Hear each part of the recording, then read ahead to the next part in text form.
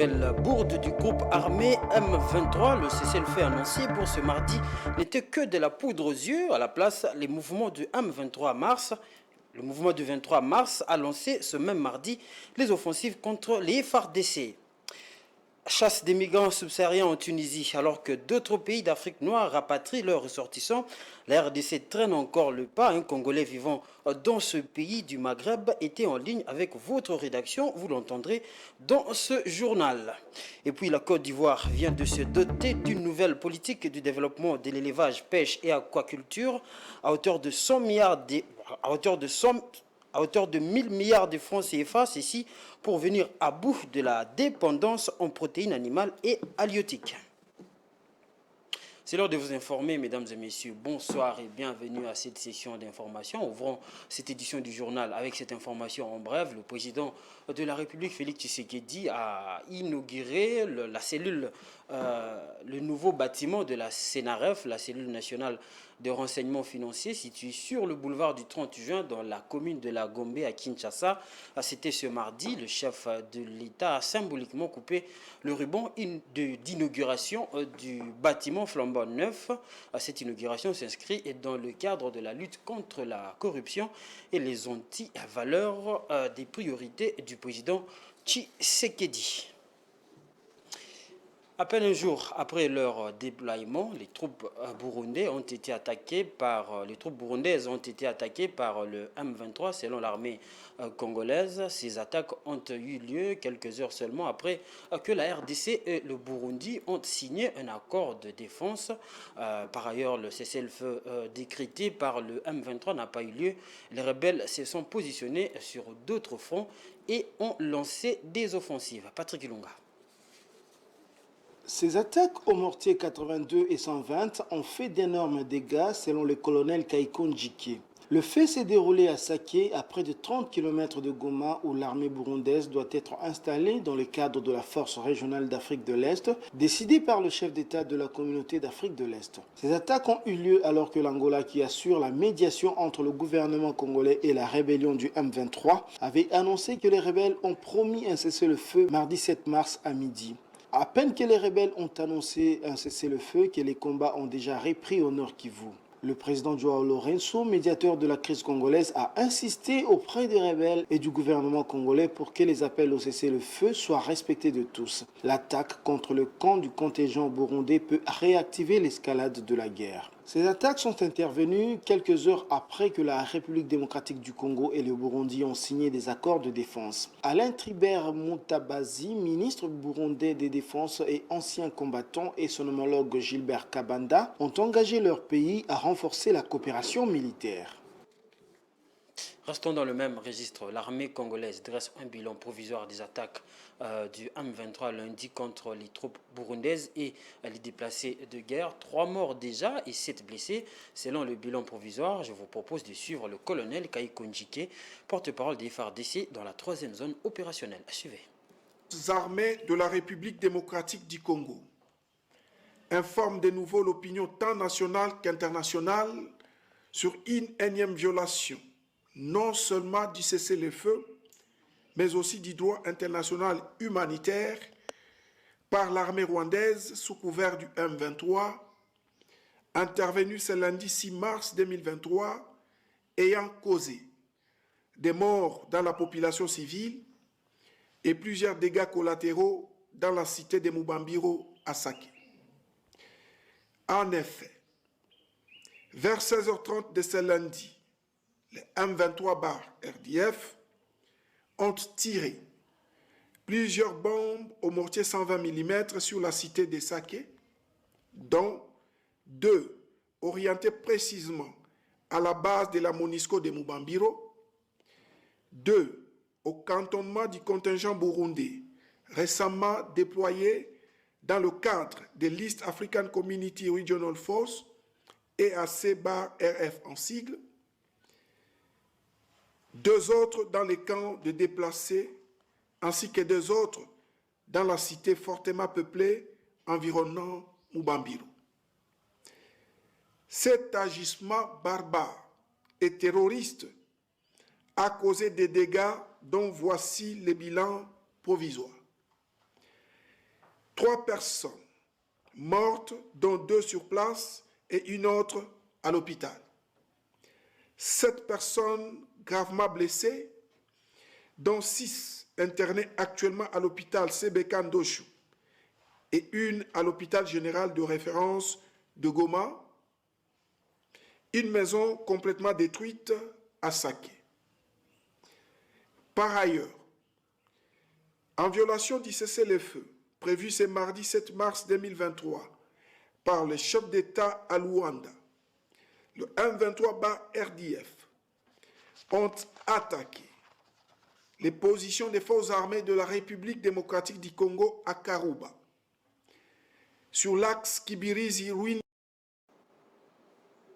Changeons de chapitre pour le moment. La célébration de la Journée internationale des droits des femmes en RDC, c'est déjà demain, 8 mars 2023. La ministre du Genre, Famille et Enfants a dit non aux activités festives pendant tout ce mois de mars, vu la situation sécuritaire qui prévaut à l'est du pays. Cette célébration sera plus axée sur les réflexions quant à l'évolution de la situation des femmes, mais aussi le thème qui s'intéresse au numérique, à la paix et à l'autonomisation. Alors que pensent les femmes congolaises à ce sujet? Elles ont répondu au micro de Patience Lokeke et Giscard Ntamba.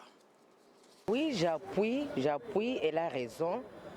Je pense qu'elle a raison. Il y a des femmes qui sont en train de souffrir et violer à l'Est. Et ici, on va fêter par rapport à quoi? C'est normal qu'on soit ensemble, qu'on réunisse des femmes dans des églises, dans des quartiers, dans les organismes pour réfléchir et trouver des solutions. J'invite même les autorités à participer dans des journées de réflexion pour capter les différentes idées de femmes. Oui, pourquoi?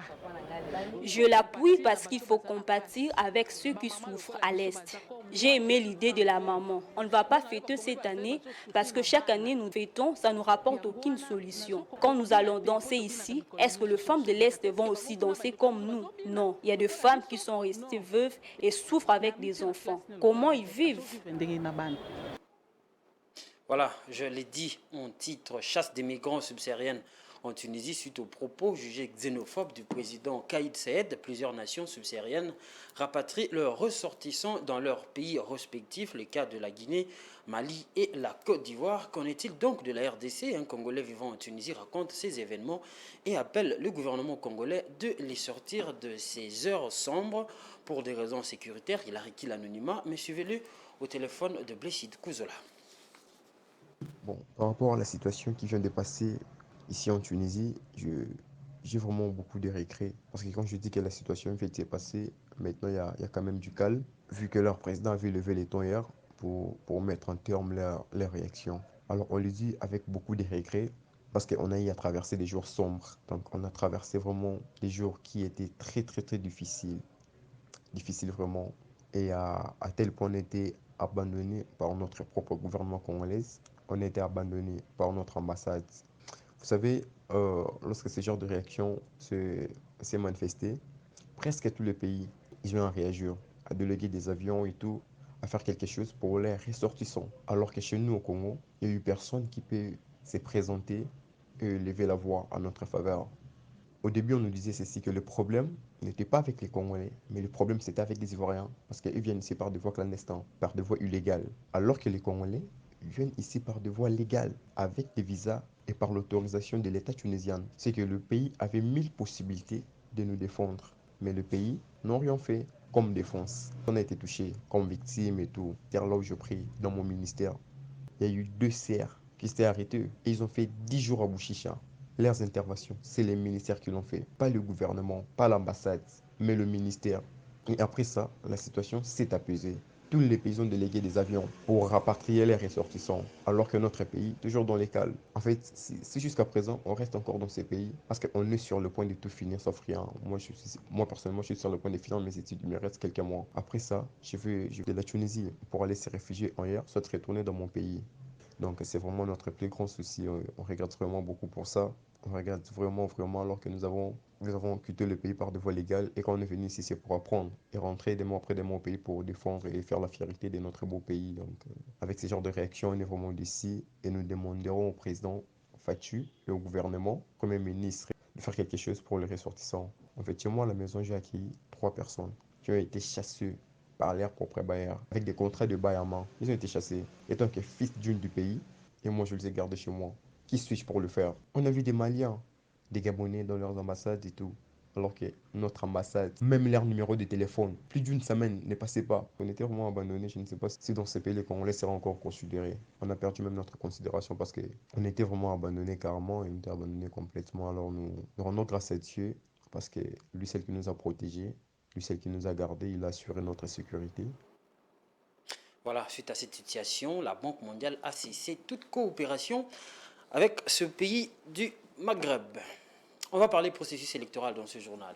À l'issue de son périple aux États-Unis d'Amérique, le questeur adjoint de la Commission électorale nationale indépendante CENI en sigle, Sylvie Birembano, a foulé vendredi dernier le sol de Goma au Nord Kivu où elle est en tête d'une délégation. Il s'agit d'une mission de supervision effectuée au nom du patron de la centrale électorale Denis Kadima, consistant à prendre la température de l'opération d'enrôlement pour le compte de l'heure opérationnelle 3. Propos recueillis par Voldi Kengi.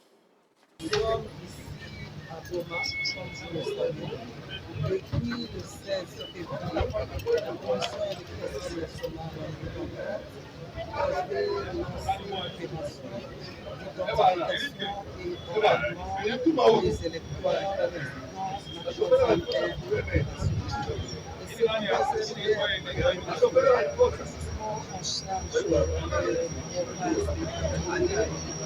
en charge de Choco, Kouré, Nord-Kivu, Sud-Kivu, Maniema, ainsi que les États-Unis d'Amérique.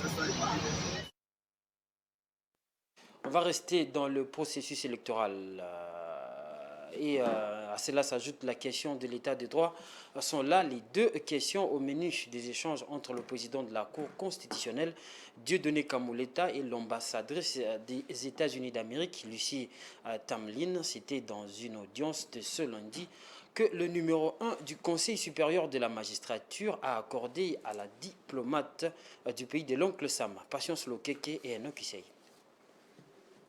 Le président de la Cour constitutionnelle et président du Conseil supérieur de la magistrature, Dieudonné Kamoleta, a reçu ce lundi 6 mars l'ambassadeur des États-Unis en République démocratique du Congo, Madame Lucie Tamlin. Au sortir de l'audience, la diplomate américaine a déclaré qu'elle est allée rencontrer le président de la Cour constitutionnelle pour lui présenter ses civilités. Ils ont également échangé sur l'état des droits en République démocratique du Congo et les questions relatives au processus électoral dans le déroulement des prochaines élections.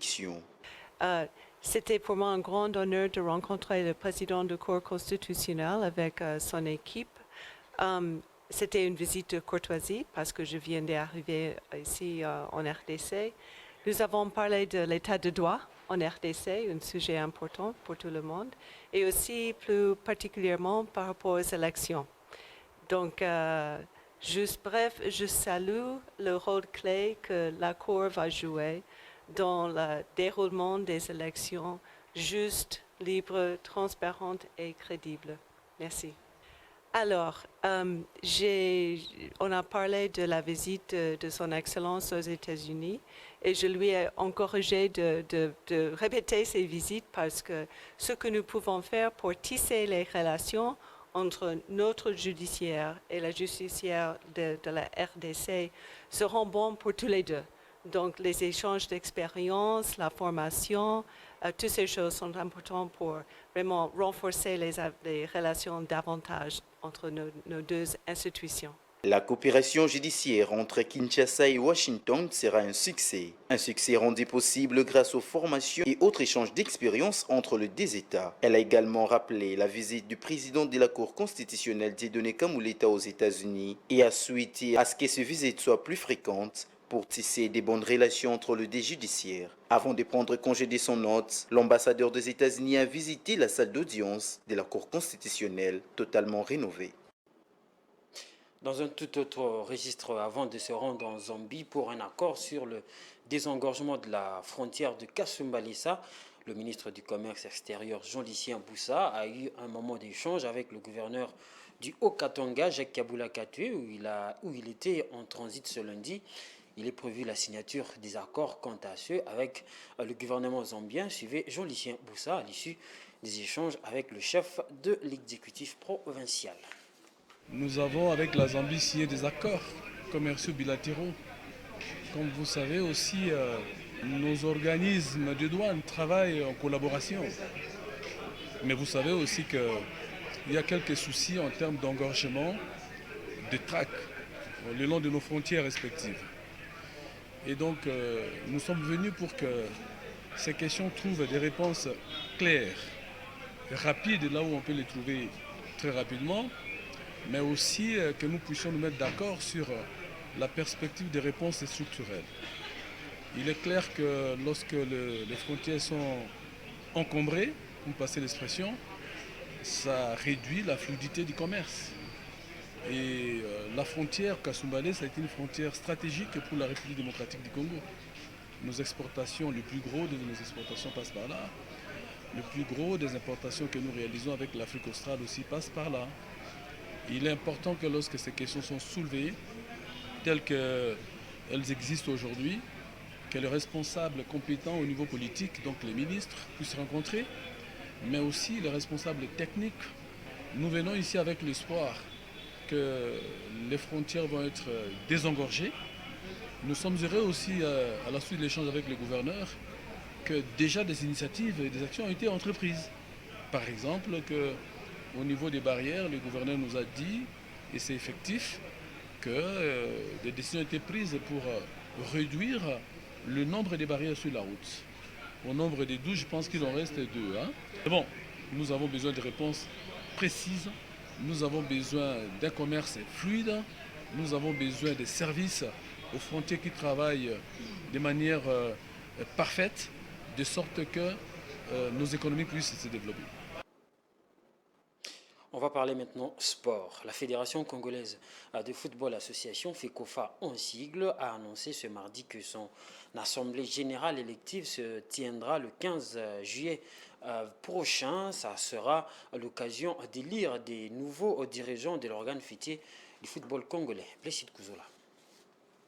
Dans un communiqué sportif publié ce mardi 7 mars 2023, la Fédération congolaise de football association, FECOFA en sigle, a dévoilé la date de prochaines élections de ses membres, mais en attendant, il faudra remplir une condition. Après avoir tenu une séance de travail extraordinaire ce lundi 6 mars, le comité exécutif de la FECOFA a une nouvelle fois de plus analysé le projet de chronogramme sur l'organisation des élections, tout en précisant qu'après l'adoption de nouveaux statuts et code électoral, le processus de la mise en place de nouveaux animateurs au sein de cette instance dirigeante du football congolais et ses entités subordonnées s'est fait en harmonie avec la FIFA et la CAF. De ces faits, les nouveaux statuts ont été certifiés par le ministère de la Justice et ont été déposés au journal officiel en attendant la publication. Par conséquent, la FECOFA, conjointement avec la FIFA et la CAF, a fixé la date de l'Assemblée générale élective de membres de son comité exécutif au 15 juillet 2023. Mais cela ne sera possible que si les nouveaux statuts sont publiés par le journal officiel. Ainsi, les prochaines élections se feront conformément aux nouveaux statuts adoptés, certifiés et publiés. Pour rappel,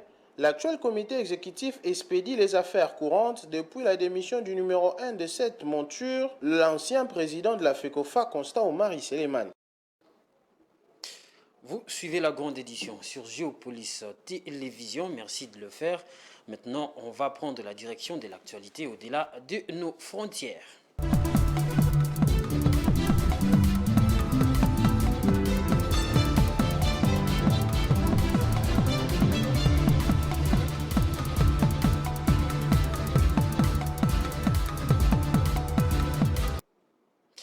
La Côte d'Ivoire veut réduire sa dépendance et atteindre progressivement l'autosuffisance en protéines animales et halieutiques. Pour y arriver, le pays s'est doté d'une politique nationale de développement de l'élevage, de la pêche et de l'aquaculture, PONADEPA 2022-2026, une politique dont la mise en œuvre nécessite la mobilisation de 1000 milliards de francs CFA. Edouard Funda.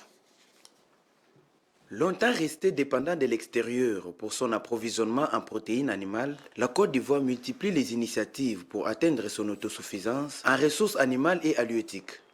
Pour ce faire, le pays s'est doté d'une politique nationale de développement de l'élevage, de la pêche et de l'aquaculture, politique qui nécessite la mobilisation de 1000 milliards de francs CFA. La production halieutique nationale étant de l'ordre de 5000 tonnes et ne couvrant que seulement 14% des besoins, le pays a recours aux importations massives des poissons surgelés en provenance d'Asie avec un coût évalué à plus de 300 milliards de francs CFA par an. La mise en œuvre du programme favorisera la production d'environ 5000 tonnes de poissons par an à l'horizon 2030 avec une chaîne de valeur estimée à près de 825 milliards de francs CFA. Se déclinant en 5 stratégies nationales de développement, le programme vise la promotion et la coordination des initiatives dans les secteurs des ressources animales et halieutiques, le développement des productions animales, la gestion durable de la pêche, le développement de l'aquaculture et l'amélioration de la santé publique vétérinaire. L'objectif est de parvenir à une couverture de 70% des besoins en produits animaux et de 65% des besoins en ressources halieutiques à l'horizon 2026 par les productions nationales. Enfin, la production du brut des membres de l'Organisation des pays exportateurs de pétrole OPEP en sigle a sensiblement augmenté au terme du mois de février 2023. C'est ce que révèle une analyse des flux de transport maritime basée entre autres sur les chiffres publiés par les fournisseurs des données. Sur cette période, le groupe des pays pétroliers a produit entre 28,97 millions et 29,24 millions de barils par jour, un plateau de 120 000 à 150 000 barils par jour, supérieur au niveau de production atteint à l'issue du mois de janvier. Jojo Moulamba pour les détails. C'est une augmentation très sensible de la production de brut de membres de l'Organisation de pays exportateurs de pétrole en février 2023. Selon les données, le Nigeria a fortement contribué à cette embellie. La hausse est en lien avec la constance retrouvée ces derniers mois dans l'extraction de brut après presque une année de production instable. Par rapport à janvier, ce sont ainsi près de 100 000 barils par jour supplémentaires que le pays a réussi à extraire au terme du mois de février. Le restant est venu de l'Irak qui a augmenté ses exportations sur la période. Malgré ces développements, la conjoncture de l'industrie pétrolière globale reste délicate, notamment à cause de la récente décision de la Russie de réduire son offre de brut dès ces mois en réponse aux sanctions de pays occidentaux dans le cadre du conflit qui l'oppose à l'Ukraine. Dans le même temps, l'éventualité d'une récession de l'économie américaine conjuguée à une possible hausse de la demande de brut suite à la réouverture de l'économie chinoise risque d'impacter négativement le cours du pétrole qui pourrait connaître de nouveaux sommets au cours de l'année. En dépit de ces perspectives, l'OPEP et ses alliés entendent maintenir leur politique de limitation de leur offre pétrolière tout en suivant de près l'évolution de la situation. Une modification de la ligne directrice du cartel n'est donc pas envisagée à court terme.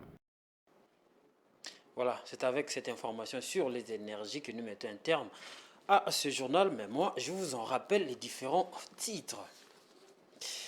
Une autre bourde du groupe armé M23, le cessez-le-feu annoncé pour ce mardi n'était que de la poudre aux yeux. À la place, le mouvement du 23 mars a lancé ce même mardi des offensives contre les FARDC. Chasse des migrants subsahariens en Tunisie, alors que d'autres pays d'Afrique noire rapatrient leurs ressortissants. La RDC traîne encore les pas. Un Congolais vivant dans ce pays du Maghreb était en ligne avec votre rédaction. Vous l'avez suivi dans ce journal. Et puis, la Côte d'Ivoire vient de se doter d'une nouvelle politique du développement de l'énergie, pêche et aquaculture à hauteur de 1000 milliards de francs CFA. Ceci pour venir à bout de la dépendance en protéines animales et halieutiques.